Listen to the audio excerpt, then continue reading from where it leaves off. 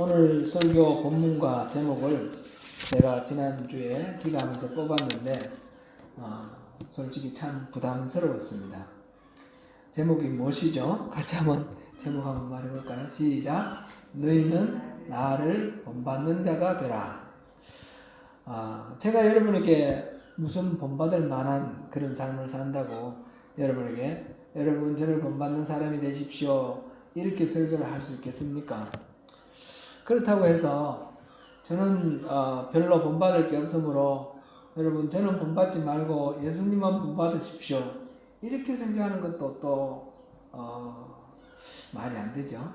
아니면 사울을 본받으십시오 이렇게 설교하는 것도 이 성경 말씀이 우리에게 주어지는 이 성경 말씀을 우리에게 주신 하나님의 뜻과는 맞지 않습니다. 여러분은 가장 쉽게 비근하게 여러분 자녀들에게 어떻게 말합니까?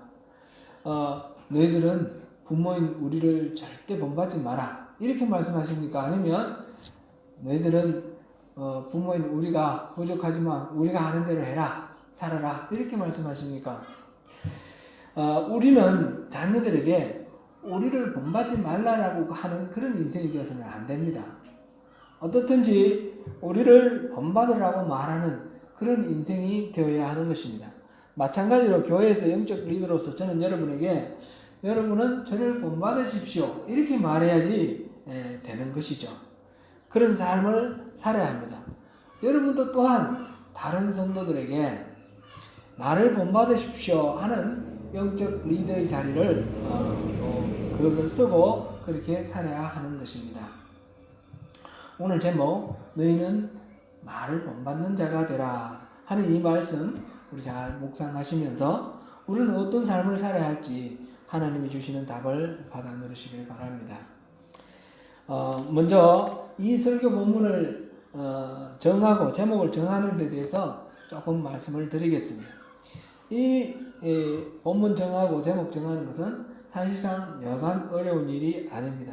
왜냐하면 설교는 설교자의 그 개인적인 견해를 말하는 것이 아니고 하나님의 말씀을 대언해야 되는 것입니다.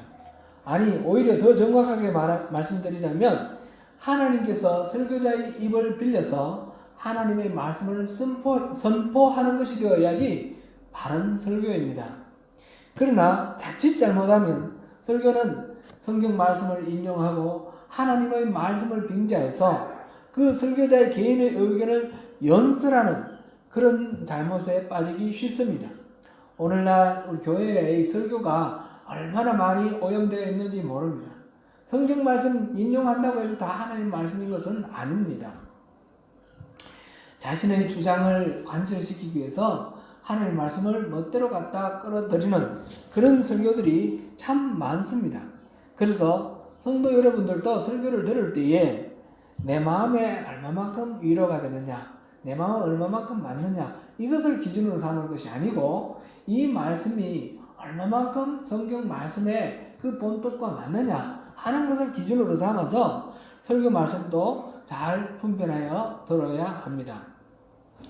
저의 경우에도 설교가 제 개인의 감정을 담거나 의견을 주입시키기 위해서 성경 말씀을 인용하고 하나님의 뜻이다 이렇게 주장하지 않기 위해서 저는 나름대로 늘 깨어있기를 기도하고 하나님의 인도하심을 구합니다. 그런 관점에서 설교의 본문과 제목을 정할 때는 참 쉽지 않습니다. 비교적 이렇게 제목과 본문을 정하는 것이 쉬운 방법이 강해설교입니다. 강해설교는 성경 하나를 정해놓고 그 순서대로 쭉 따라가면서 설교를 하기 때문에 본문 정하는 것도 이렇게 정해져 있는 것이고 이미 그 다음에 그 안에서 제목도 정하는 것도 비교적 쉽습니다. 강해설교를 하면 설교자의 주관에 맞는 성경 구절을 애써 찾을 필요도 없기 때문에 설교하는 입장에서도 비교적 용이하고 좋습니다. 그러면서 객관적인 그런 입장을 취하기가 쉽습니다.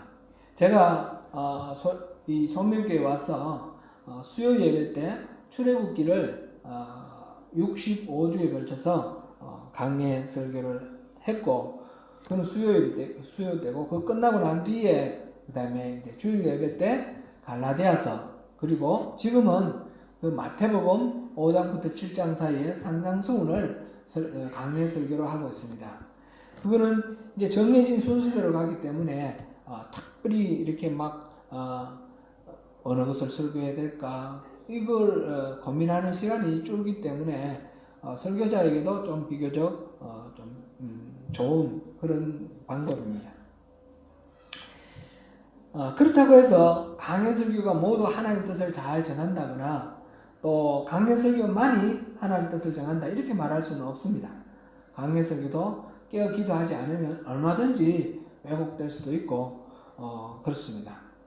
반면에 이렇게 강해하지 않고 어떤 주제를 정해놓고 그 주제에 따라서 설교 본문을 정하고 주제를 정하고 이런 방법이 또 있습니다. 이른바 주제 설교다 그렇게 말을 합니다. 이때도 그 주제를 그냥 내키는 대로 정하지 아니하고 하나님이 주시는 마음으로 그렇게 정하기 위해서 늘 치열하게 기도합니다. 제가 성명교회 부임하고 1년간은 주일 예배 때 신앙의 기본, 믿음이 뭔가, 구원이 뭔가 이것을 1년 동안 설교를 했습니다. 그리고 그것이 끝나고 난 뒤에 이 수요 예배 시간 그 출애굽이 끝나고 그 다음부터 이런 신앙의 기초 위에서 우리는 실질적으로 어떻게 신앙생활을 해야 되며 실질적으로 어떻게 교회를 세워나가야 하는지 그것을 계속해서 살펴보았습니다. 작년에는 수요 예배 시간에 예수님은 어떻게 사역하셨는지 사도들은 어떻게 사역하셨는지 우리들은 그러면 어떻게 사역해야 하는지 그것을 쭉 살펴봤고 그 연장선상에서 교회는 어떻게 세워져야 되는지 우리는 어떻게 신앙생활을 해야 하는지 그것을 지금 살펴보고 있는 중입니다. 오늘 본문은 그런 문제의식을 가지고 제가 기도하면서 골랐습니다. 나를 본받으라 하는 이 사도의 말씀을 통해서 교회는 어떻게 세워져야 되고 우리는 또 어떻게 신앙생활을 하는지 그것을 알아보기 위해서입니다. 성경에서 나를 본받으라고 하는 말은 세 군데 나옵니다. 고린도전서 4장 지금 11장인데 4장 한번 보겠습니다. 앞으로 가서 4장 16절 같이 읽어봅니다. 시작. 그러므로 내가 너에게 권하노니 너희는 나를 본받는 자가 되라. 그리고 지금 오늘 본문 고린도전서 11장 1절입니다. 내가 그리스도를 본받는 자가 된 것 같이 너희는 나를 본받는 자가 되라. 그리고 제가 이 빌립보서가 아닐 텐데 잠깐만요. 다시 한번 점검을 안 해가지고 엉뚱한 걸 적어놓은 것 같아요. 베드로전서 같은데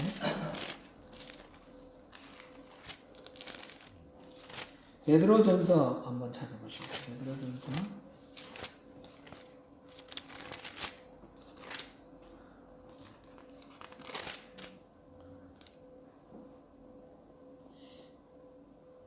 제가 이거 어디 나오는 출처를 이 베드로가 한 말, 베드로 사도가 한 말인데 베드로전서 지금 몇 장 몇 절인지 그거는 제가 잘못 적은 것 같아요. 이런 말씀이 있어요. 형제들아, 너희는 함께 나를 본받으라. 그리고 너희가 우리를 본받은 것처럼 그와 같이 행하는 자들을 눈여겨보라.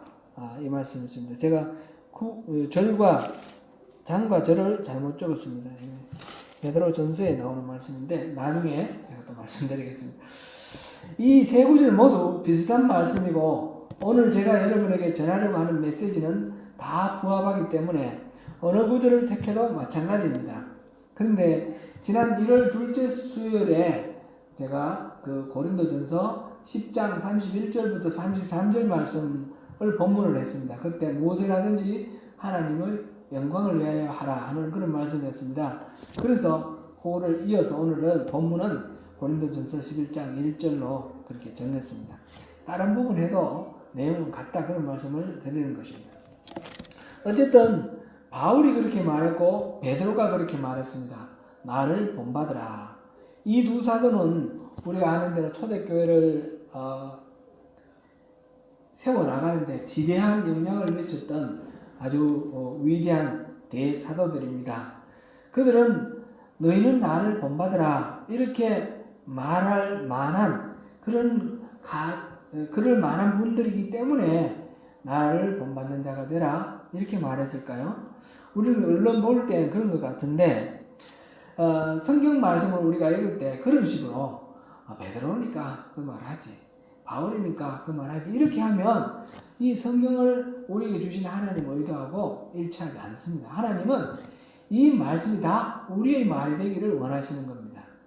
그래서 우리 삶과 연결해서 목회자인 저도 여러분들은 저를 본받으십시오 이렇게 말해야 되고, 또 여러분들도 다 나를 본받는 자가 되라 누구에겐가 그렇게 말하는 그런 사람이 되어야 되는 것입니다.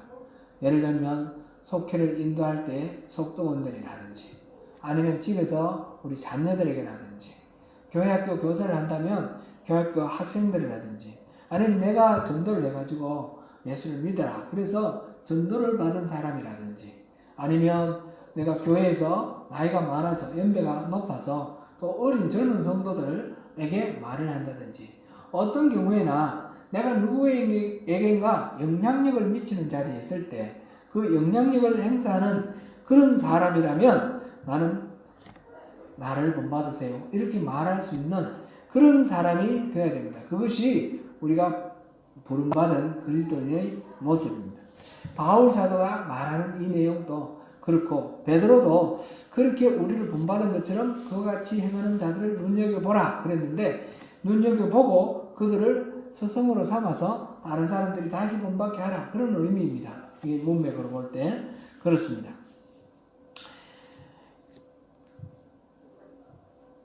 그리고 또 우리가 다시 한번 생각해 볼 것은, 베드로나 바울이 그런 말을 할 만한 사람이라서 그렇다 하는 것을 한번 점검해 볼 필요가 있습니다. 베드로는 어떤 사람입니까? 주님을 3번이나 모른다고 부인했던 사람입니다. 그리고 회개해서 주님의 사도가 되어서 다시 부활하신 주님의 은혜를 입어서 사역을 했는데, 갈라디아서에 보면 그 안디옥 교회에서 예루살렘에서 온 그 유대인들의 눈을 무서워해서 자기가 함께 식탁의 교제를 나눴던 안디옥 사람들, 그 이방인들 함께 교제를 나누다가 그 유대인들이 왔다는 소리를 듣고 슬그머니 그 자리를 떠납니다. 그래서 많은 이 이방인 그리스도인들이 상처를 입게 만들었습니다. 베드로가 어떤 사람입니까? 고넬료에게 복음을 전하면서 맨 먼저 이방인들에도 복음을 전해야 된다라고 말했던 사람이고, 그것을 예루살렘 공의에서 그걸 관철시킨 사람입니다. 그럼에도 불구하고 다른 사람들의 눈을 의식해서 자기의 생각과 다르게 사람들을 소외시키고 부끄러운 그런 행동을 했던 사람이 베드로입니다. 그러므로 나를 본받으라라고 하는 말이 그가 하자가 없고 결점이 없었기 때문에 그런 말을 할 만하다 이렇게 볼 수는 없습니다. 바울은 또 어떻습니까? 바울도 부활하신 예수님을 만나서 그 예수님의 마음을 품은 사람인데, 그래서 자기가 가진 모든 것들을 자랑으로 생각하지 않고 해로 여기고 그랬던 사람인데, 그 마가를 선교여행에 데리고 가다가 마가가 도망간 일 때문에 그것으로 인해서 두 번째 선교여행 나갈 때에 자기의 은인인 바나바와 싸워서 그 다음에 등을 집니다. 원수가 됩니다. 물론 나중에 화해는 했겠지만 이렇게 원수가 돼서 각각 다른 길로 갑니다. 그만큼 이 혈기도 있는 사람이고 고집도 있는 사람입니다. 뿐만 아닙니다. 아테네에 가가지고 아테네 철학의 중심 도시 그곳에 가서 자기의 그 탁월한 웅변술, 그 논리 이거를 앞세워서 거기 있는 사람들에게 말로 설득을 합니다. 이름을 알 수 없는 신에게 라는 그런 상을 보고 그 신이 바로 하나님이다. 그 신이 바로 예수다. 설파를 했습니다. 사람들을 논리적으로 굴복을 시켰습니다. 그러나 그들은 아무도 예수를 믿지 않습니다. 그것 때문에 침체되어 가지고 낙심이 되어서 고린도에 갔을 때 내가 무서워서 떨었다 그래서 그렇게 말을 하고 있습니다. 베드로나 바울이나 나를 본받으라 라고 말하는 것은 그들의 인격이 완전해서가 아니며 그들의 삶이 완전 무결해서가 아니라는 것을 우리가 충분히 알 수 있습니다. 여러분은 저를 본받으십시오. 이 시간 설교하면서 제가 여러분에게 전하는 메시지입니다. 제가 자신을 돌아보니 많은 약점이 있고 허술한 점이 많아서 여러분에게 감히 저를 본받으십시오 이렇게 말씀드리기가 참 부끄럽습니다. 그렇지만 제가 단디 여러분에게 말씀드리는 바는 여러분 저를 본받으십시오 라는 말씀입니다. 그러면 무엇을 본받으라는 말씀일까요? 오늘 본문 고린도전서 10장 33절과 11장 1절을 다시 한번 읽어보겠습니다. 오늘 본문 고린도전서 10장 33절과 11장 1절 다시 읽어봅니다. 시작. 나와 같이 모든 일에 모든 사람을 기쁘게 하여 자신의 유익을 구하지 아니하고 많은 사람의 유익을 구하고 그들로 구원을 받게 하라. 내가 그리스도를 본받는 자가 된 것 같이 너희는 나를 본받는 자가 되라. 아멘. 바울 사도가 나와 같이 이렇게 하라 라고 말을 했고 내가 그리스도를 본받는 것처럼 내가 그리스도를 본받는 자가 된 것처럼 여러분들은 나를 본받는 자가 되라 이렇게 말을 합니다. 바울이 이 고린도 전서를 기록한 때는 3차 선교여행 바울의 3차 선교여행 도중이다 이렇게 알려져 있습니다. 3차 선교여행 중에 에베소에 머물러 있을 때 그 2차 전도여행 때 오랫동안 머물러 있었던 고린도 교회의 소식을 듣고 그들에게 편지를 쓴 것이 바로 고린도전서 후서입니다. 시기적으로는 대략 AD 55년에서 57년 정도 이렇게 된다고 그렇게 알려져 있습니다. 이때는 아직 복음서가 기록되기 전입니다. 우리가 아는 마태복음, 마가복음, 누가복음, 요한복음 이것은 성경의 맨 앞에 신약의 맨 앞에 나와 있기 때문에 먼저 기록된 것이 아닌가 생각되는데 시기적으로는 뒤에 기록됩니다. 이 복음 4개 중에 맨 먼저 기록된 것이 마가복음인데 마가복음은 대략 한 AD 한 61년에서 67년 사이 이 정도로 추정됩니다. 한 65년 정도로 여러분 좋겠습니다. 그 마가복음을 또 참고로 해서 누가복음과 마태복음이 기록되었습니다. 그래서 AD 70년 되기 전까지 누가복음과 마태복음이 나왔다 이렇게 봅니다. 그리고 요한복음은 AD 90년 정도 한참 뒤에 나온 거고요. 지금 고린도전서가 기록된 시기는 복음서가 나오기에 한 10년 전에 기록됐다는 거죠.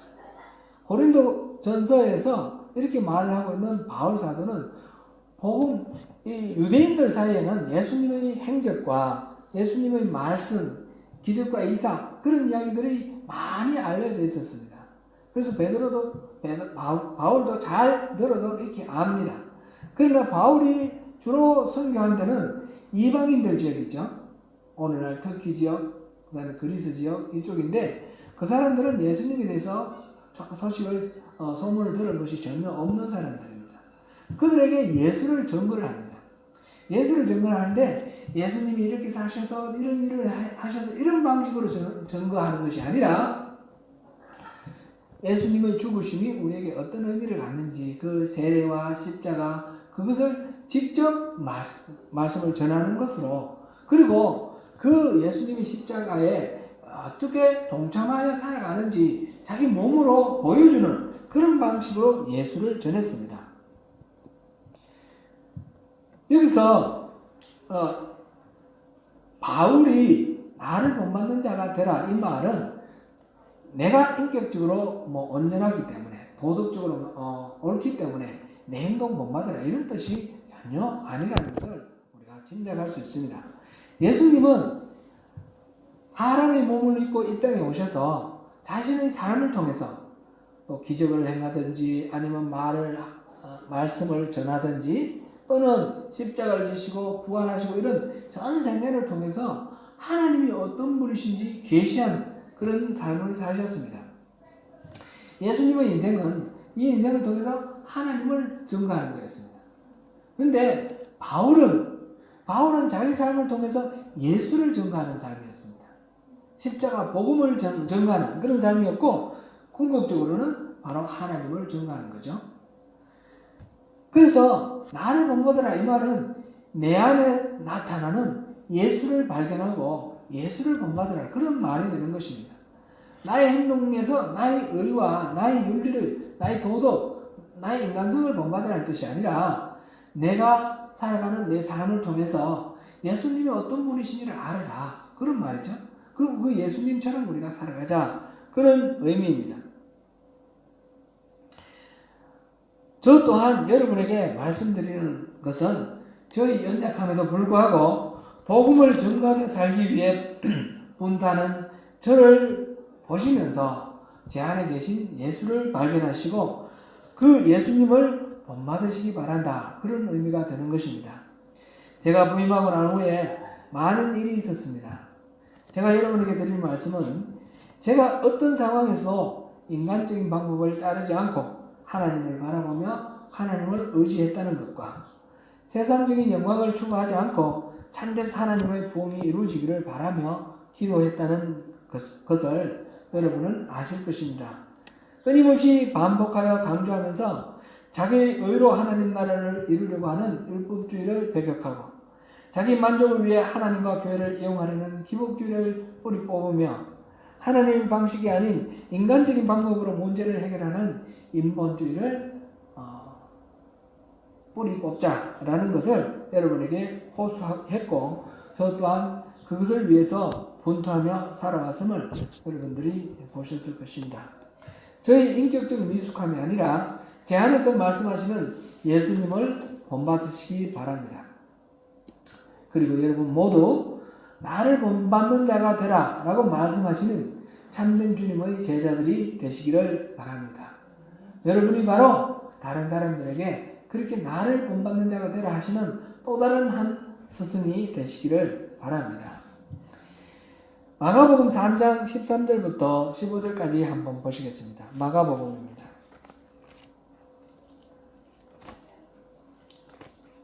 마가복음 3장 13절부터 15절까지입니다. 마가복음 3장 13절부터 15절까지 한 목소리로 읽어보시겠습니다. 시작. 또 산에 오르사 자기가 원하는 자들을 부르시니 나온지라. 이에 12를 세우셨으니 이는 자기와 함께 있게 하시고 또 보내사 전도도 하며 귀신을 내쫓는 권능도 가지게 하려 하심이라. 아멘. 예수님께서 12제자를 선발하시는 그런 장면입니다. 예수님께서는 3년 동안 공생의 기간 동안 이 12사도들을 훈련시켰습니다. 그래서 이들을 통해서 교회를 세우셨고 이들을 통해서 하나님 나라의 비밀을 의탁하셔서 예수님이 부활하시고 승천하신 이후에 이 땅의 교회가 제대로 된 모습으로 설 수 있도록 이 12명의 제자를 훈련하셨습니다. 예수님이 제자 훈련을 하실 때에 어떻게 하셨는지 한번 주목하시기 바랍니다. 예수님은 그 12를 세우셨으니 이는 자기와 함께 있게 하시고 또 보내사. 먼저 자기와 함께 있게 하셨다는 거죠. 그래서 전도도 하게 하시고 그 다음에 귀신을 쫓는 권능도 갖게 하시고 이런 권능을 주시기 전에 사명을 주시기 전에 먼저 자기와 함께 있게 하셨다는 거죠. 자기와 함께 있는 것으로 훈련을 받아서 그 다음에 전도도 하고 귀신을 쫓는 것을 통해서 사역을 감당하는 것입니다. 12사도들은 예수님과 동고동락하면서 예수님이 하나님이시라는 것을 알게 되었고 예수님의 그 생각, 사상을 알게 되었고 예수님의 사역 방법이 성령을 의지해서 성령님이 하시는 대로 한다는 사실을 알았습니다. 그들은 예수님과 함께 있으면서 예수님의 모든 것들을 배우고 또 예수님의 제자로서 예수님이 위임하시는 사역을 맡아서 해나갈 훈련을 받았습니다. 이것이 예수님 공생의 3년간에 있었던 일입니다. 예수님 공생의 3년을 뭐 여러 가지로 정리할 수 있지만 또 이렇게 말할 수도 있습니다. 곧 제자 훈련하는 3년이었다. 그들을 통해서 제자 훈련을 해서 교회를 세우게 하신 것입니다. 제가 요즘 김요셉 목사님의 삶으로 가르치는 것만 남는다라는 책을 읽고 있습니다. 김요셉 목사님은 김장한 목사님 아시죠? 극동방송 설립자시고 그 수원중앙침례교회 원로 목사님이신 김장한 목사님의 아들입니다. 이 김장한 목사님은 자녀를 기르실 때 매우 엄격하게 기르신 모양입니다. 늘 혁대로 매질을 하면서 그렇게 아이들을 훈육했다 합니다. 그래서 아이들의 입장에서는 아버지가 너무 무섭고 거리감이 있습니다. 이제 고등학교를 졸업하고 대학교를 다니는데 미국에 가서 김장한 목사님 부인이 미국 사람이지 않습니까? 김요셉 목사는 혼혈합니다. 그래서 생김새는 외국인 모습이라서 한국에서 이렇게 자랄 때 또 여러 가지 아픈 얘기들도 많이 있는데 대학교를 미국에서 공부를 하게 됐습니다. 미국에서 공부를 하는데 시카고에서 공부를 할 때 아버지가 무디 신학교에서 이제 강의를 하기 위해서 오셨다가 그 아들 집에 머무르게 되었습니다. 근데 아버지와 아들이 평소에 이렇게 가깝고 살가운 그런 관계가 아니라서 서먹서먹한 그런 가운데 있었습니다. 밤에 자다가 아들이 이제 화장실을 가려고 일어나서 보니까 화장실에서 불빛이 새어나오는 거예요. 아버님이 화장실 가셨구나. 그래서 밖에서 아버지 나오실 때까지 기다리는데 한참 있어도 안 나오는 거예요. 그래서 무슨 이 어르신이 또 무슨 또 탈이 났나 싶어서 문을 이렇게 열어보니까 화장실 변기 뚜껑을 덮고 그 위에 수건을 올려놓고 거기에 엎드려서 기도를 하고 있는 거예요. 기도하는 소리를 들어보니까 우리 요셉이를 주님이 지켜주십시오. 그걸 기도를 하고 있는 거예요. 자기가 나와서 또 한참 동안 그랬지만 계속 얼마나 기도를 했는지 모르는 거죠. 이 김장한 목사님이 이제 한국과 미국 사이에 시차도 있고 하니까 아마 적응이 잘 안 돼서 밤에 잠이 안 오니까 그래서 기도를 했는지 모르겠습니다만은 이 아들이 그 아버지의 기도하는 모습을 보고 마음이 녹았습니다.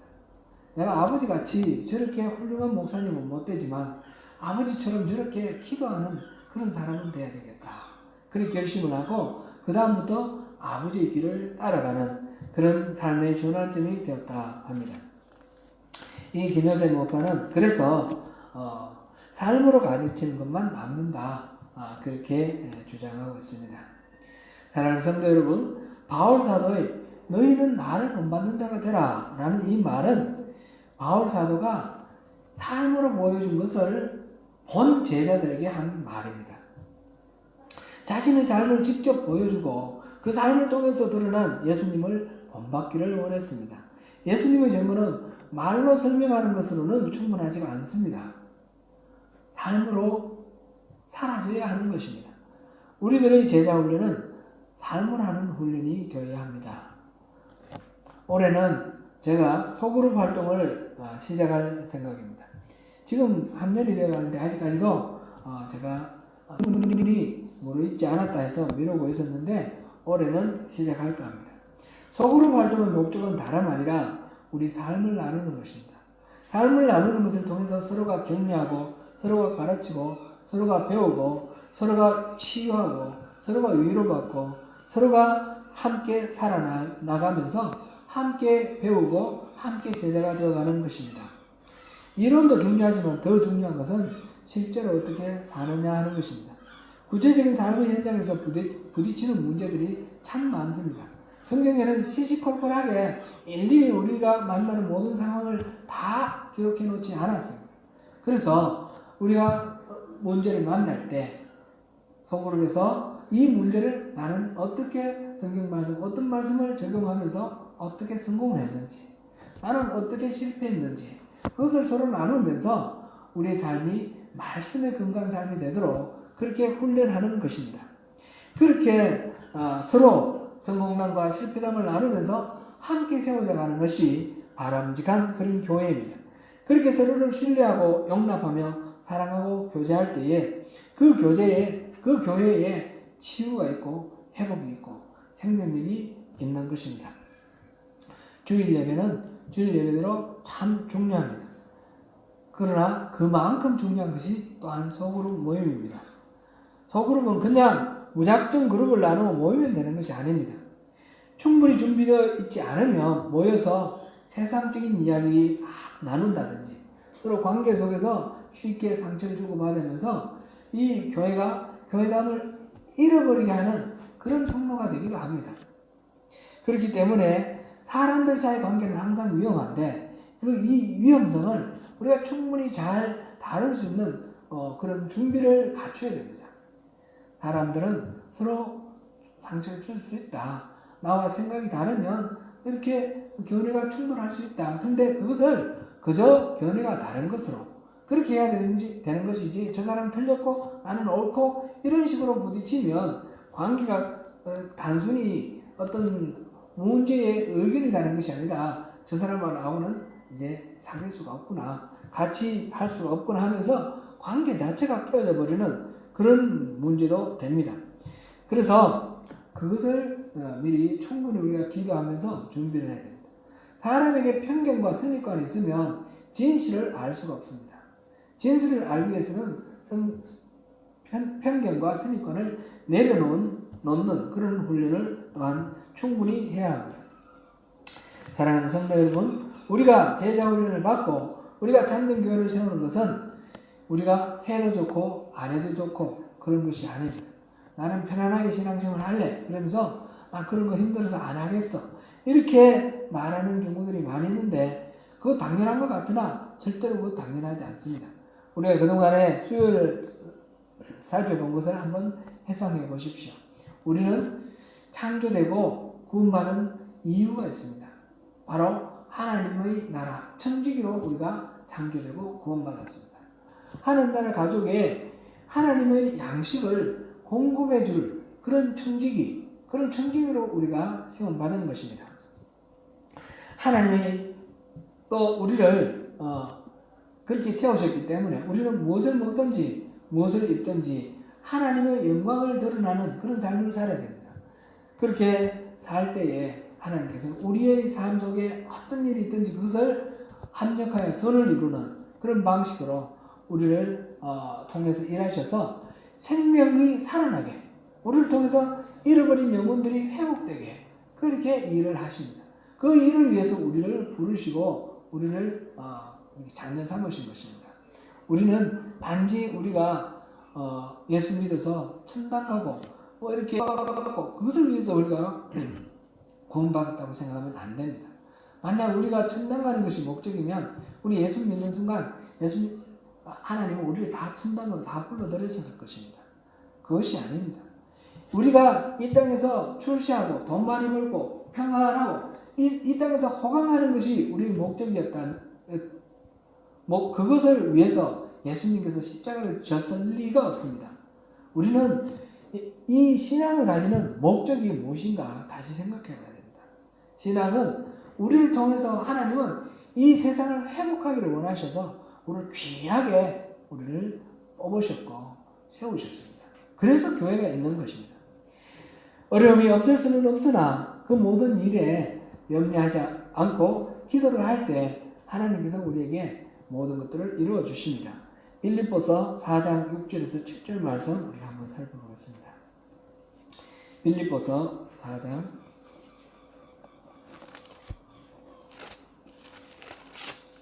6절에서 7절 같이 읽어보겠습니다. 시작. 아무것도 염려하지 말고 다만 모든 일에 기도와 간구로 너희 구할 것을 감사함으로 하나님께 아뢰라. 그리하면 모든 지각에 뛰어난 하나님의 평강이 그리스도 예수 안에서 너희 마음과 생각을 지키시리라. 아멘. 이 말씀은 계속 많이 인용을 합니다. 제가 지난주에도 인용을 했고 만큼 이 말씀은 중요합니다.